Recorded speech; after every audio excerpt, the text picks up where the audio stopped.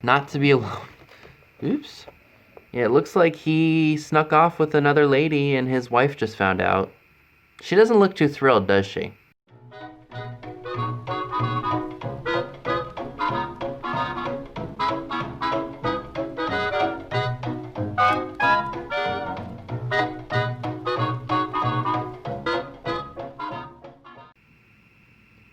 Hey all, it's Vintage Vinny, and welcome to a small flea market haul. I visited a place that's about 26 minutes from my house, and basically what it is kind of like an indoor vendor mall like what we have here in town, where you go to the different booths, look around, find stuff that you like, and you bring it up to the register or the front of the building and you pay for it all at once. Didn't find a whole lot of stuff, but I'm pretty happy with what I found, and I didn't spend an arm and a leg. You can only pay cash at this place, and thankfully they have an ATM. But before we check out what I found, Nancy from this overstuffed house sent me a little gag gift in the mail. It's this box for long-size Christmas tree ornament hangers. If you see me in the chats of the live sales and live events, at Christmas time, I was always making jokes about these Christmas tree ornament hangers, and I called them something else. So there's a running joke about me calling them a certain word. And then with it, she sent me this really adorable postcard with a teddy bear on it. And on it, it reads, "Hi, Vinny. After all the jokes in the chats about those, I could not resist sending you this box for ornament hangers. The fact that it says long size just adds to the fun. By the way, everyone that was at my last live sale knows about this.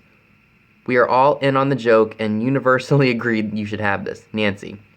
P.S. They are all hoping this will be in a video." Well, Nancy, here it is. So yes, I love that. I think that is hilarious. So if you all don't know, in the live chats, I used to call these those. Or I have called the ornament hooks those. Everyone got a kick out of it. They loved it, so I just continued. So Nancy, thank you for that, and I think that that is just awesome. So without further ado, let's go ahead and check out the stuff that I got at the flea market. So this is the first set of items we're going to be looking at. I am holding them because they will not stay put. It's a set of 2 parrots, or some kind of tropical bird. I believe they are, I think they're not plastic. I feel like they're more of like a paper mache material. Yeah, they look like paper mache to me. What do you all think? But I paid $2 for the set. I'm not exactly sure if they are eBayable or like if I can get a lot for them there. So they may end up in a live sale, but I thought $2 for the pair was a steal of a deal. The next piece we're looking at is a doe and baby fawn planter. It was only $5. Nope, maker's mark on it. It just says made in Japan. This would look great for maybe springtime, or yeah, there's so many things you could do with a really cool planter like this. No cracks, no chips. I'm amazed it's intact. I don't see any broken pieces or spots where it's busted or chipped. And yeah, I mean, overall, fantastic shape, and what a fantastic price. Now, ashtrays don't typically sell for a lot of money. There's always exceptions to the rule in any category that you buy and resell. But I just really liked this one. It's for the Holiday Inn. I think what attracted me to it was the old sign that was in there, because you don't see that anymore. And I only paid $1 for it. I saw it and I was like, I don't think I could leave that behind, because it's just a neat piece of advertising, and they don't give these out anymore. Then again, you know, society has really taken a 180-degree turn from the smoking industry. Granted, there are still people that do smoke, but it's not nearly as, what's the word I'm looking for? It's not as abundant Like, there are not a lot of smokers in society like there once used to be. That's what I was trying to say. I found a brass kitty cat. He was only $1. And let's take this off real quick so we can see who he's made by. It says PWF made in Korea. Let me focus on that for you all so you can see it better. PWF made in Korea. He's a heavy little kitty. But he will definitely be available at a live sale, so be on the lookout for that. So I picked up this bottle of Burberry London perfume. The scent is called Weekend. It was 50 cents, and as you can see, there's probably only about 25% of the bottle left. It does say eau de toilette on it, and I know that eau de toilette can be for either men or women. When I say that, I mean that eau de toilette can be made as a woman's fragrance and can also be made for a man's fragrance. So, I don't know. And judging by this sticker on the back, the Loehmann's sticker, I don't know if that's like from the 80s or the 90s. And I'm not even really sure if this has any value to it. I mean, I let my mom smell it just to see if she liked it because Burberry it's not a cheap brand. And I smelled it, or she spritzed it, and then I smelled it, and it almost smells like vodka, like citrus vodka. I guess that's just what happens to fragrances over time. Now, I don't know if this will command any money because there's not a lot in here. But I did look it up, and I know that fragrance scents change, and that's why the older formulas tend to command more money because they don't make them the same way, and they change the formula. I just repeated myself, sorry, but you all know what I mean. But I don't know. Let me know what you all think. Should I just resell it or should I save it for myself and just use whatever it is because it was only 50 cents? Let me know in the comment section below. I think I only wound up spending like, oh gosh, I don't even remember how much it was now. It wasn't very much, probably like $15 on everything that I'm sharing with you all. But I really liked this Easter postcard. I'm slowly but surely starting to get into the like holiday themed postcards from the early 1900s.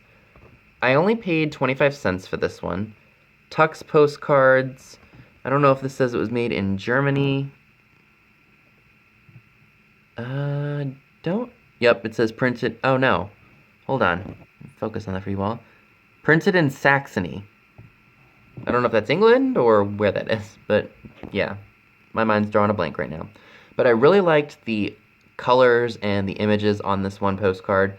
And yeah, I would really like to find some Halloween ones, but those can be worth a lot of cha-ching, so I'm trying to find those on the cheap. But I thought that was a nice one to add to my ephemera. To go along with that, I found this really interesting looking Victorian postcard. It's a bookmark, not a postcard. You know the difference between the two, Vinny. Get it right. So, yes, this is for a piano company, and it's embossed, as you can see, and it was only $1. Precious things are for those who can prize them. Aesop's Fables. The Weaver piano is made for the musically cultured. It is the piano that has established a new high standard of excellence in piano quality. Weaver Piano Company makers, York, Pennsylvania. So that was, again, another piece that I just could not leave behind and let it sit and get messed up. I found this really interesting Matchbook cover. It was only 50 cents. Turn that around. 50 cents. And it's for Philip Morris. So it says, remember, no cigarette hangover means more smoking pleasure. Call for Philip Morris. Try this test on your friends. They too will discover Philip Morris is definitely less irritating than the brand they're now smoking. Oh, how the times have changed. So this next awesome piece of vintage ephemera is a St. Joseph's Family Almanac calendar. It's from 1963, and it was for Banks Pharmacy in Middletown, Pennsylvania. It didn't have a price on it, so what I did is I took a picture of the vendor number and brought it up to the checkout when I was ready to leave. And I told him where it was, and he said, how about $1? And I'm like, okay, I can live with that. So on the front it says, win $12,500. Now, in today's currency, that just doesn't seem like a lot, but for 1963, that was basically your whole yearly salary. Now, I wish I could show all of the different ads in here. It's hard to do on camera. So what I'm going to do is let me go ahead and pause this, and I will go through some of the ads real quick. So it says, your pharmacist serves the community in 6 ways. It says things like he helps prevent disease by his scientific knowledge and skill in pharmacy. He helps relieve distress by stocking everything needed to relieve pain and discomfort. Things of that nature. And again, it still kind of has a little bit of a 50s look, but still is very, very cool. And the other thing I wanted to share with you all is this coppertone ad. For many, many years, coppertone always featured that little girl with her, I guess, bathing suit bottom being pulled off, exposing her buttocks. But again, it's another one of those things where I guess people just got too sensitive about it, and it's either not on the coppertone bottle anymore, or it is, I think it's different, whereas like her bottom is covered, but the dog is still pulling on the garment. I swear, all this political correctness is just obnoxious, and people are getting way too sensitive over the stupidest of things. So the last 3 things that we're going to be looking at are vintage magazines. As you all know, I've got a very odd attraction to these pieces. They're fun to look at. You can take a great deal of time looking through them because the stories are interesting, the ads are interesting, the content is interesting. And yeah, so this is from 1938. I paid $1.50 for it. And there's just some interesting stuff in here. Like we got an ad for an electric razor, $12.50. It thinks of tomorrow for White Rock water. Oh, I'm not focused on that now, am I? There we go. Here's an ad for RCA Victrola with Nelson Eddy and Jeanette MacDonald, along with Igor Gorin, Loritz Melcher, Kirsten Flagstead, Richard Grooks. I recognize Nelson Eddy and Jeanette MacDonald. Something for Mobil Oil. I like that image right there, the pretty girl. Fight acid when you brush your teeth. Rejuvenator wallflowers.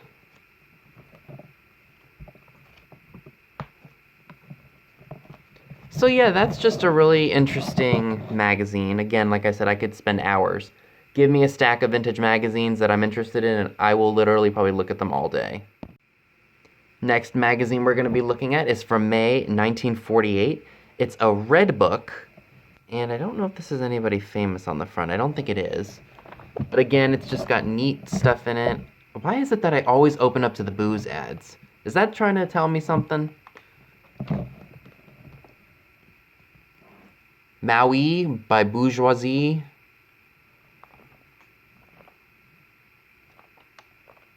There's Rosalind Russell. Look at that ad. A close-up for you all. Is that not focused? There we go. I guess that's better.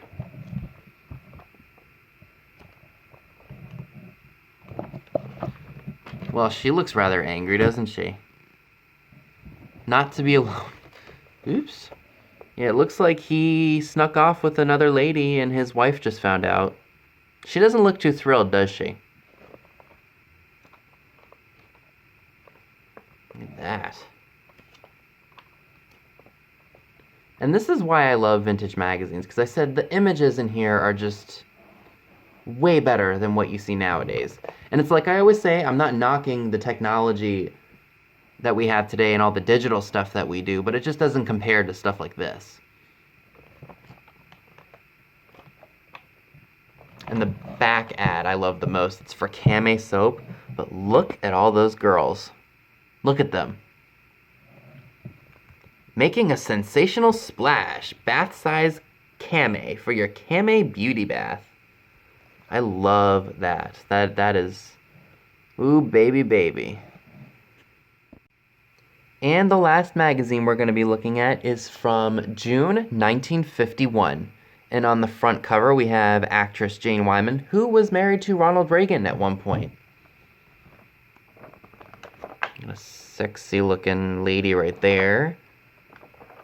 This is what movie was coming out at the time. The Great Caruso with Mario Lanza, Anne Blythe, Dorothy Christian, Jarmila, or maybe it's Jarmila Novotna, and Blanche the Bomb. I'm probably butchering some of those names. Luella Parsons, who was I think she was second to Hedda Hopper, the gossip queen of that time period.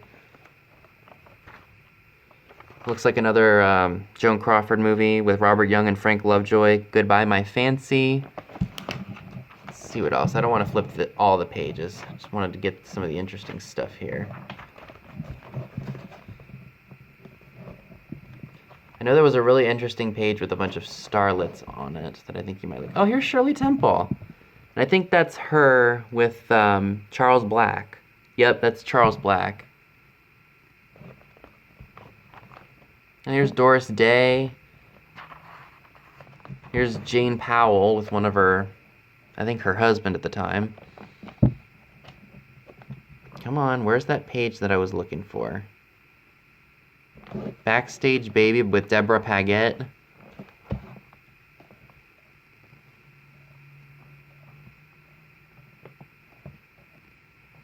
Look how thin women were back then. Love that.